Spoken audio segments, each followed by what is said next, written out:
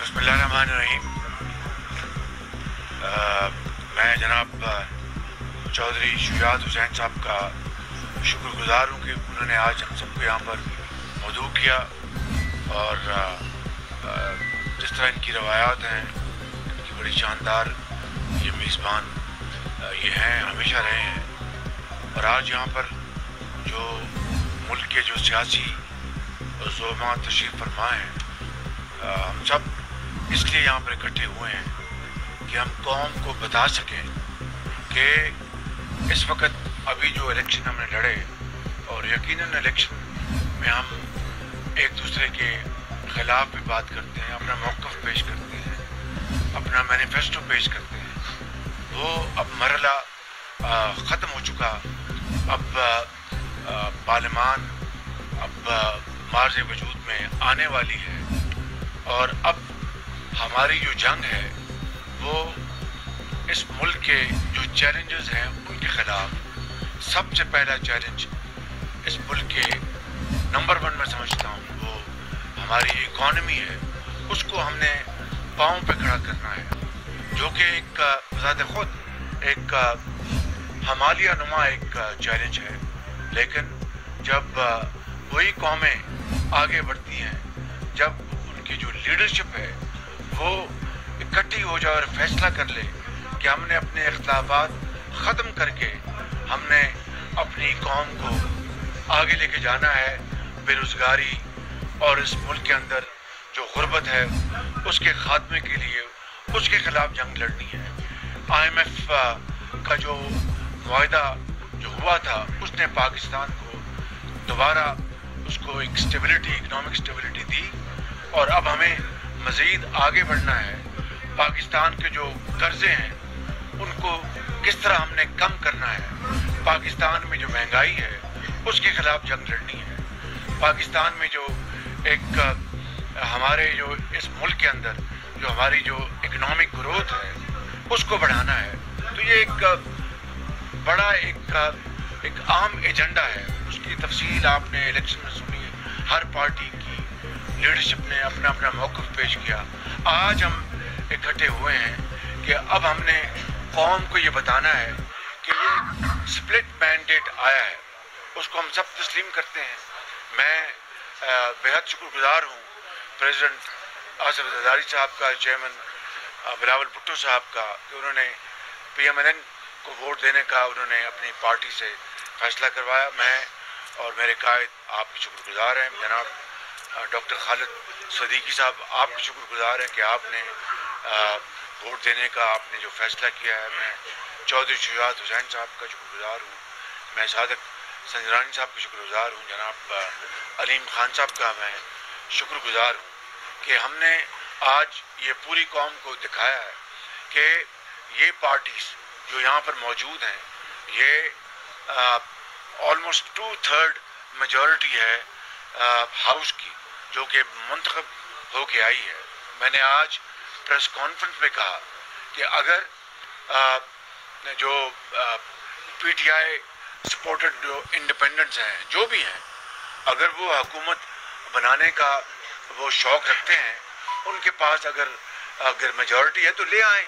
ये सब उस मेजॉरिटी का एहतराम करेंगे, क्योंकि अगर वो क्लेम करते हैं कि हमारे 90 मेंबर्स हैं या 100 जितने भी हैं वो ले आए हाउस में और वो अपनी मेजॉरिटी दिखाएंगे, तो जमहूर का तकाजा ये है, आइन का तकाजा ये है, पार्लिमानी रवायत का तकाजा ये है कि हम सब उस मेजॉरिटी को कबूल करेंगे। और अगर वो मेजॉरिटी नहीं दिखा पाते तो ये आज जो मेजॉरिटी, जो ओवरवेलमिंग मेजॉरिटी जो यहाँ पर आज मौजूद है, सुबह सिंध से, सुबह पंजाब से, सुबह बलूचिस्तान से और KP के पहाड़ों से जो आज यहाँ पर मौजूद हैं, हम इंशाअल्लाह इस काबिल हैं कि हमारे पास मेजॉरिटी भी है और इंशाअल्लाह मिलकर हम पाकिस्तान के मसाइल को हल करने के लिए शबाना रोज़ मेहनत करेंगे और खून का आखिरी कतरा भी और पसीने का आखिरी कतरा भी बहाएंगे कि पाकिस्तान को अपने पाँव पे खड़ा करने के लिए।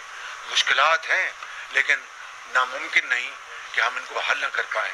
इंशाअल्लाह मैं एक मरतबा फिर आप सबका शुक्रिया अदा करता हूँ और बतौर सदर پاکستان مسلم لیگ نون کے اور میاں نواز شریف کی طرف سے میں آپ سب کو میاں صاحب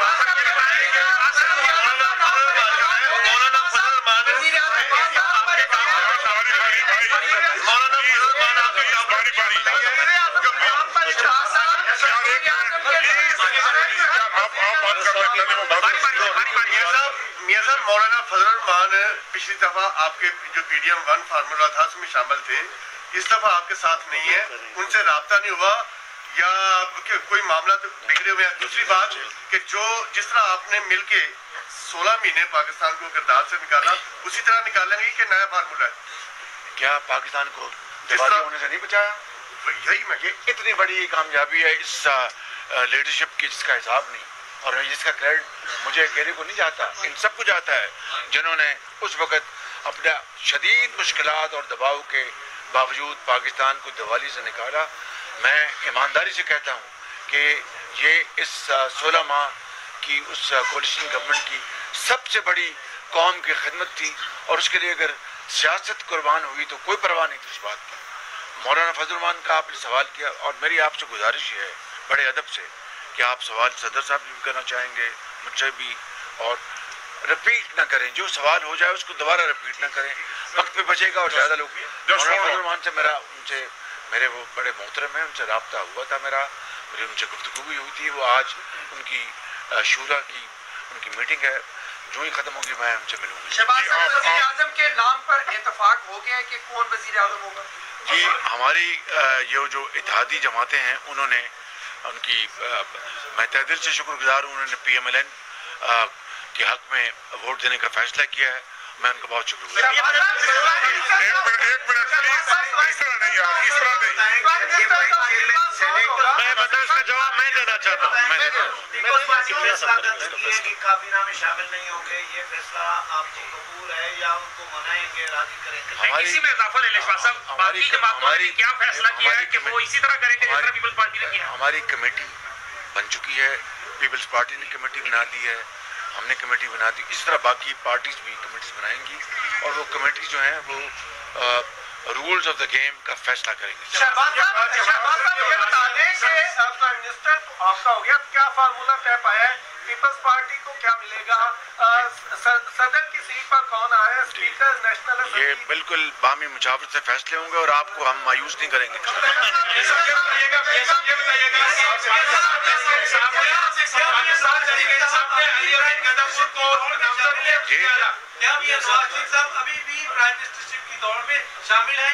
دیکھیے بات یہ ہے، میری بات سن لیں، میں نے جب میں وزیر اعظم تھا تو اس وقت بھی اپنی پارٹی کی طرف سے آپ کو یاد ہوگا کہ میں نے کہا تھا ہماری پارٹی کے کینڈیڈیٹ میاں نواز شریف ہیں، اور آج دوپہر کو بھی میں نے یہ پریس کانفرنس میں یہی کہا، اور میں میاں نواز شریف صاحب سے درخواست کروں گا کہ وہ میری درخواست مانیں اور وزیر اعظم کا عہدہ قبول کریں، ایک بات۔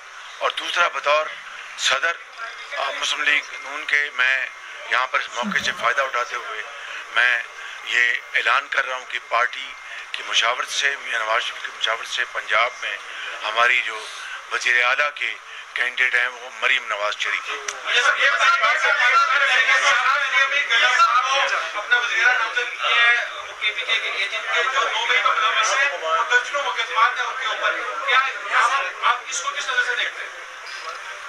میں کسی نظر سے نہیں دیکھتا، اگر انہوں نے آزاد جو وہاں پر میجورٹی اگر ان کو نامزد کیا ہے تو ان کا حق ہے، تو اس کی جو بھی ان کی فیصلہ جو کرتے ہیں ہم اس کا احترام کریں گے۔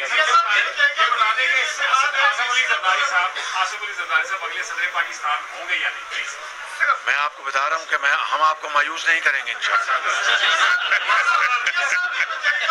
یہ جو اتحاد ہے یہ صرف وفاق کی حد تک ہے، کیونکہ بلوچستان میں بھی آپ کی جماعت ہے وہ دوسرے نمبر پر ہے، اور اس کے علاوہ زرداری صاحب کی جو جماعت ہے وہ پنجاب میں بھی سیٹیں رکھتی ہے، یا یہ اس وقت ہم وفاق کی بات کر رہے ہیں۔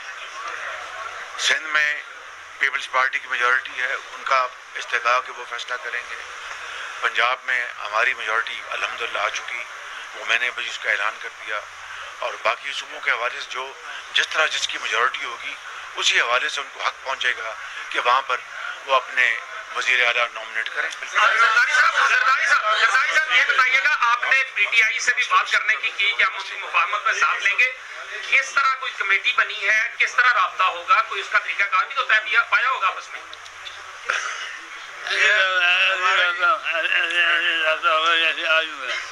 کہہ رہے ہیں ایسی رابطہ ہوگا جیسے آج ہوگا. زرداری صاحب یہ معلوم کرنا تھا کہ آپ کی جماعت کیا سمجھتی ہے کہ انتخابات منصفانہ اور شفاف تھے؟